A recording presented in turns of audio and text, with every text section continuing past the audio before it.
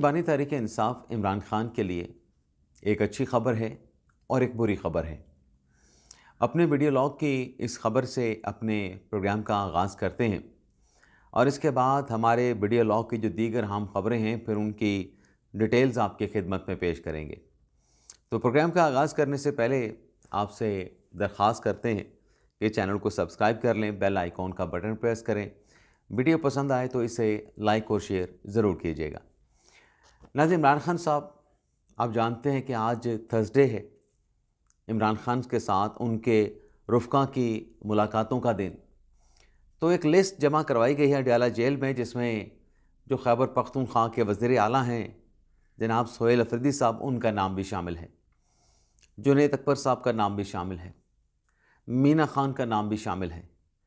अब आप अंदाज़ा करें, जहाँ तक मेरी अपनी मेमोरी है, आज तक अली अमीन गंडापुर का नाम कभी भी विजिटर लिस्ट में शामिल नहीं हुआ। अली अमीन गंडापुर ने जब भी खान साहब के साथ मुलाकात करना होती थी, वो डायरेक्टली आते थे, बानी तहरीक इंसाफ के साथ मुलाकात करते थे और चले जाते थे। एक आध मरतबा या दो मरतबा गंडापुर साहब की मुलाकात नहीं हो सकी, या इससे ज़्यादा मरतबा भी हो सकता है, लेकिन कभी भी जो विजिटिंग डे पर जो फहरिस्त बनती है उसमें कभी भी गंडापुर का नाम नहीं था। अब ये जो खान साहब के साथ मुलाकातों की बंदिश का जो मामला है, उस पर कल रात के वीडियो लॉग में जो खबर आपके साथ हमने शेयर की थी कि आज इस्लामाबाद हाई कोर्ट में बड़ी अहम समाअत होने जा रही है। और आज की समाअत में जहां जो कंटेम्प्ट की एप्लीकेशन है, जो सीएम सोहेल अफरीदी की जो दरख्वास्त है, उसमें खुशखबरी वाली बात यह है कि आज अडयाला जेल के हुकाम की तरफ से जवाब आएगा। तहरीरी तौर पे जो अदालत ने नोटिस कर रखा है, अदालत को बताया जाएगा कि खान साहब के साथ अदालती हुक्म के बावजूद मुलाकातें क्यों नहीं होती रहीं या मुलाकातें क्यों नहीं करवाई गईं। और सोहेल अफरीदी की मुलाकात के हवाले से भी अडयाला जेल की इंतज़ामिया को आज अदालत में अपनी इनपुट देना पड़ेगी। लेकिन इसमें जो दूसरी चीज़ है ना, कि खान साहब जो कहते हैं कि मुझे कोई सहूलियत यहाँ पे मैसर नहीं, मुझे डेथ सेल में रखा गया है। और जैसे इमरान खान साहब की हमशीरा अलीमा खान साहबा ने कहा कि जो सहूलियात इमरान खान के पास हैं वो बेशक उनसे ले ली जाएं। वो जो शहरी इस्लामाबाद हाई कोर्ट में गया है ना कि इमरान खान वाली सहूलियात उसको भी मिलनी चाहिए, अलीमा आपा ने कहा कि अगर वो सहूलियात उस शख्स को मिल जाएं वो रो पड़ेगा। अब आज अडयाला जेल के इंतज़ामिया ने अदालत को ये भी बताना है, जो इमरान खान साहब के लिए बुरी खबर है, कि खान साहब को सहूलियात क्या मैसर हैं। और जो शहरी ये दावा करके अदालत में गया है कि खान साहब वाली सहूलियत चाहिए, तो उसको क्या सहूलत मिल रही है और खान साहब को क्या सहूलत मिल रही है। तो ये भी आज दूध का दूध पानी का पानी होगा और लार्जर बेंच इस केस की समाअत करेगा।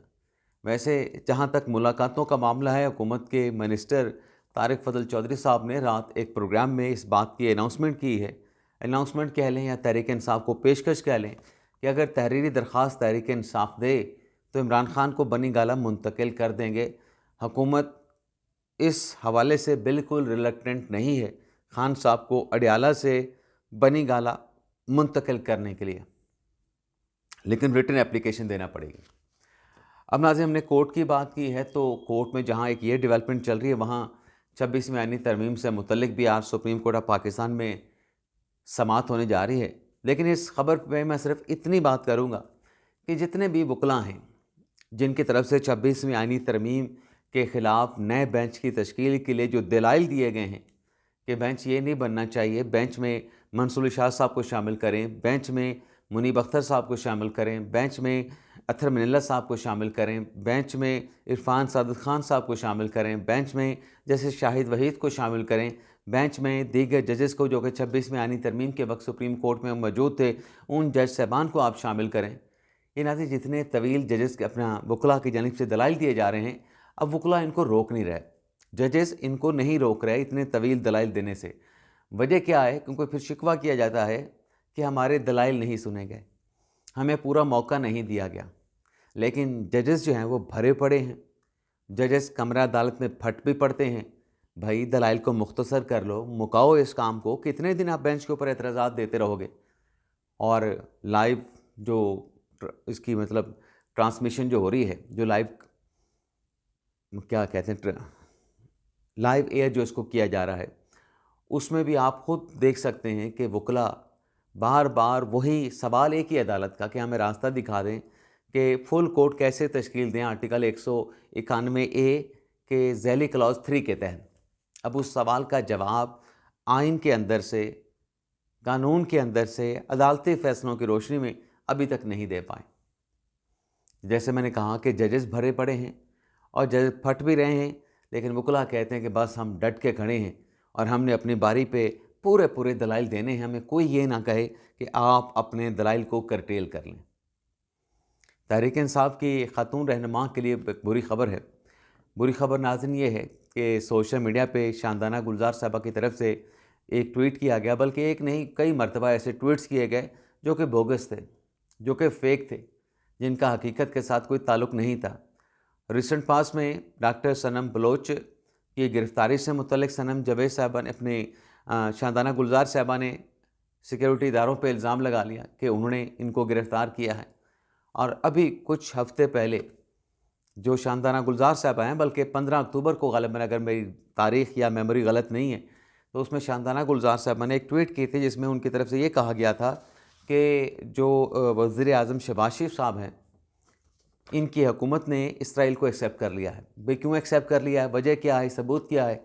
तो शानदाना गुलजार साहबा ने कहा कि इन्होंने शर्म शेख में, इजिप्ट में नेतन्याहू के साथ मुलाकात की है, हैंड शेक किया है और एक तस्वीर भी लगा दी।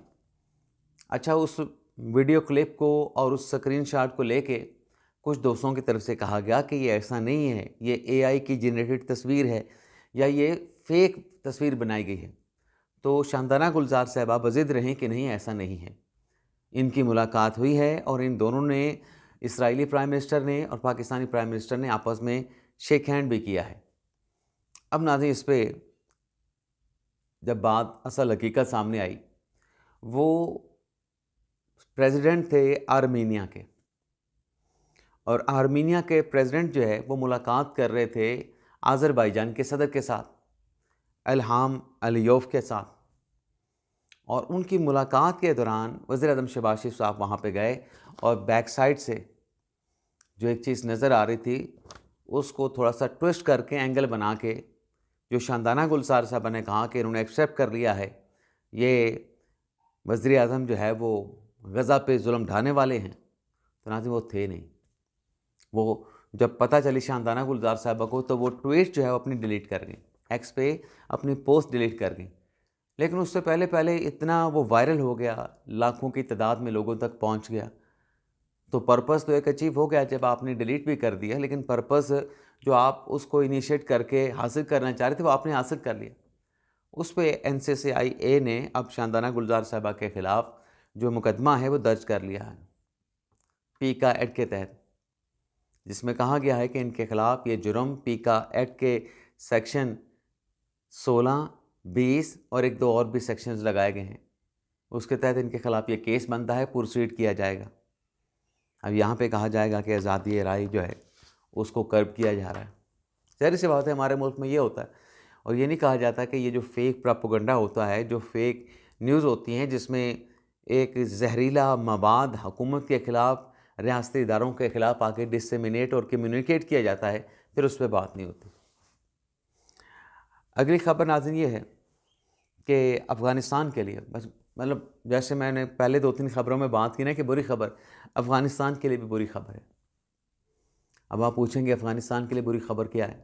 बिल्कुल, ये बताने के लिए तो आपकी खिदमत में हाज़िर हुए।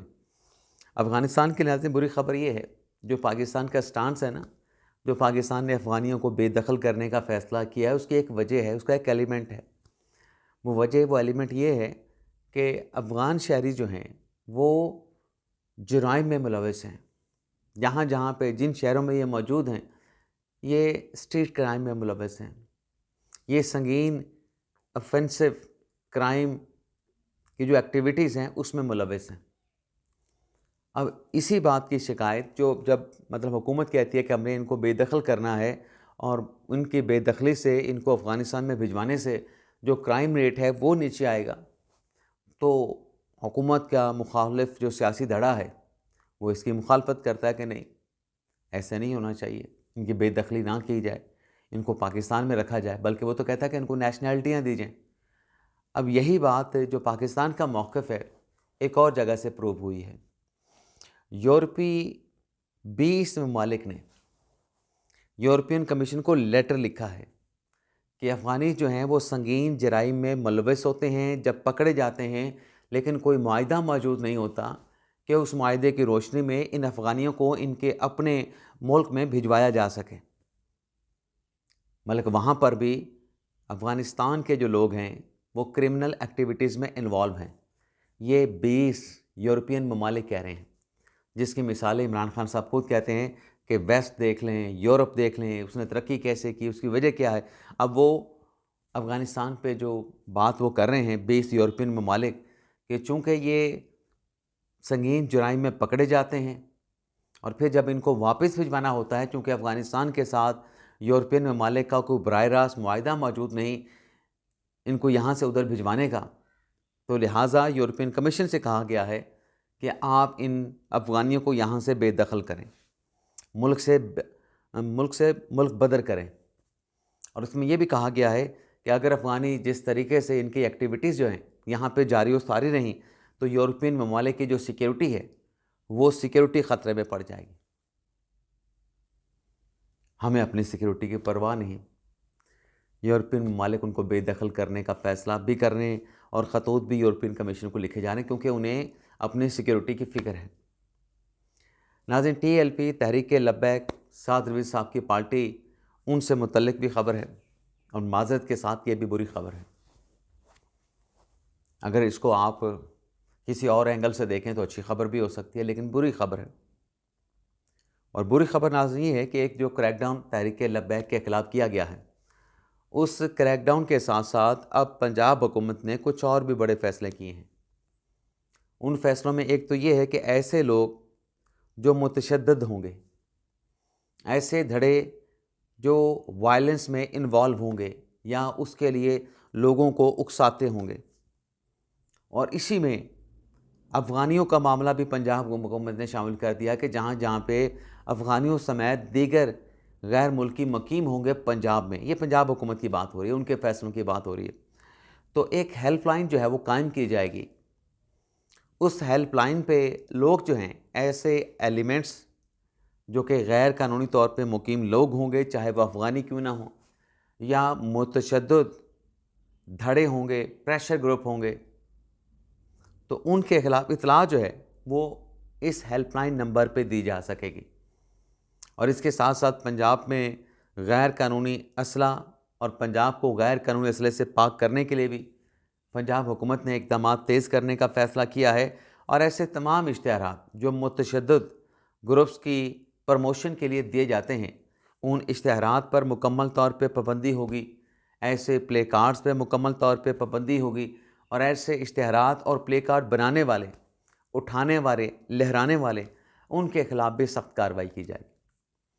नाज़रीन, ढकी भाई जिनके ख़िलाफ़ NCCIA ने मुकदमा बनाया कि लूट मार की गई है, जुआ ऐप की प्रमोशन की गई है, अब नाज़रीन मंसूर भाई ने जो कल बड़ी ख़बर दी कि करोड़ों रुपए का इल्ज़ाम ढकी भाई पे लगा कि अरबों रुपए का आवाम को चूना लगा, लेकिन ढकी भाई के केस के जो तफ्तीशी थे या उस केस से जुड़े जो NCCI के अपने जो हुकाम थे, जो अफसरान थे, जो एहलकार थे, उन्होंने 1.5 करोड़ रुपया ढकी भाई से लिया।